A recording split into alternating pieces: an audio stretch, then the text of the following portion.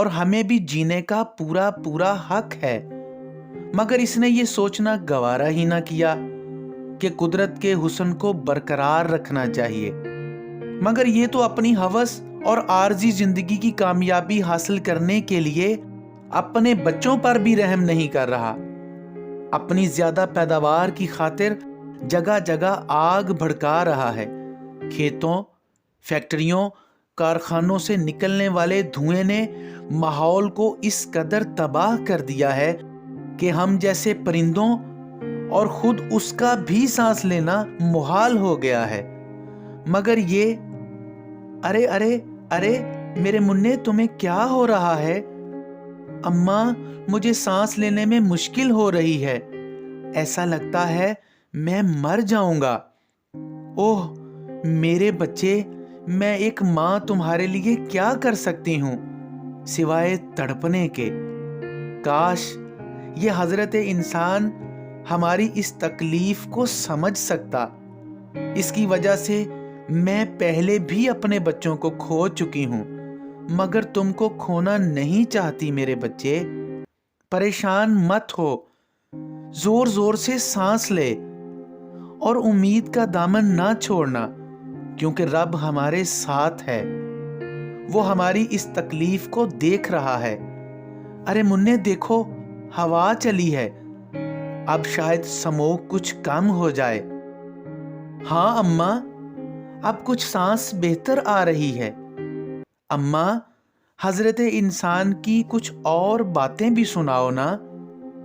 ہاں تو میں کہہ رہی تھی کہ اب تو دانا دنکا چگنے سے بھی ڈر لگتا ہے کہ وہ زہر آلود ہی نہ ہو اور میں دانا چگنے جاؤں اور واپس اپنے گھونسلے میں کبھی نہ آ سکوں۔ سمجھ نہیں آتا کہ جنگلی حیات ختم ہو رہی ہے اور یہ حضرت انسان ہر پل اپنے نت نئے تجربات میں مصروف ہے۔ اگر کوئی اسے یہ پوچھے کہ کہاں گئیں تتلیاں، وہ شہد کی مکھیاں، راتوں کی خوبصورتی بڑھانے والے چمکتے جگنوؤں کے ڈیرے، وہ بھنوروں کے پھیرے، وہ چھوٹے چھوٹے جہازوں کا اڑنا، تلیر کے جھنڈ، فاختاؤں اور کونجوں کی وہ لمبی ڈاریں، تیتر بٹیر کی آوازیں، شام کو سینکڑوں فاختاؤں کا گروہ میں چکر لگانا، کہاں گیا سب؟ میں تو کہوں گی کہ اس حضرت انسان کے تجربوں نے سب کچھ ختم کر دیا۔ میں پوچھتی ہوں، کیا ترقی اور کامیابی حاصل کرنے کی غرض میں یہ سب کچھ فراموش کر دیا جائے گا؟ کیا ہماری نسلوں کو ختم کر دیا جائے گا؟ شاید اس لیے کہ ہم انسان کا مقابلہ نہیں کر سکتے۔ نہ نہ نہ، انسان کو ہرگز ایسا نہیں کرنا چاہیے، ورنہ جو یہ کر رہا ہے اسے ایک دن اپنی اس عقل پر خود ہی رونا اور پچھتانا پڑے گا۔ اتنے میں قریب ہی کسی شاخ سے انہیں کسی ہم جنس پرندے کی آواز آئی کہ یوں نہ کہو، ہماری بے چینی بے قراری اپنی جگہ، مگر وہ صاحب عقل ہے، بڑا مدبر ہے اور شعور کی نعمتوں سے مالا مال ہے۔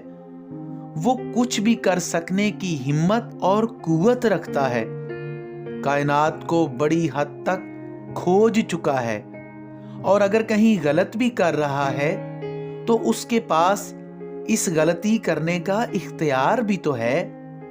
ہم تو مجبور ہیں اور خاموش تماشائی بھی۔ یہ ناشکری ہمیں زیب نہیں دیتی۔ یہ جو کچھ کر رہا ہے خود ہی اس کے لیے جواب دہ ہے۔ ارے بہن، ہمیں تو اس کی مدد کے لیے بنایا گیا ہے، بس دیکھنا یہ ہے کہ ہم اس کے کام آ سکے ہیں کہ نہیں۔ اس نے ہمیں کھایا یا ہم نے اس کا دل بہلانے میں اس کی کوئی مدد کی کہ نہیں۔ یہ سالارے کارواں ہے اور دیکھتے ہیں کہ یہ قافلہ کائنات کو کہاں لے کر جاتا ہے۔ کریم بخش یہ خواب دیکھ کر ہڑبڑا کر اٹھا वो पसीने में शराबूर था और उसने देखा कि उसका अपना ही हाथ उसके गिरेबान में था। वो बड़ा परेशान हुआ और उसने फैसला कर लिया कि वो आज के बाद कभी खेतों में आग नहीं जलाएगा जिससे माहौल आलूदा हो, परिंदों और दूसरी मखलूक को इसका नुकसान पहुंचे। प्यारे बच्चों, आपने आज की कहानी सुनी। ये कहानी हमें ये सबक देती है कि हमें जंगली हयात का तहफ़्फ़ुज़ करना चाहिए, हमें परिंदों से प्यार करना चाहिए, हमें हर तरफ धुआं नहीं फैलाना चाहिए।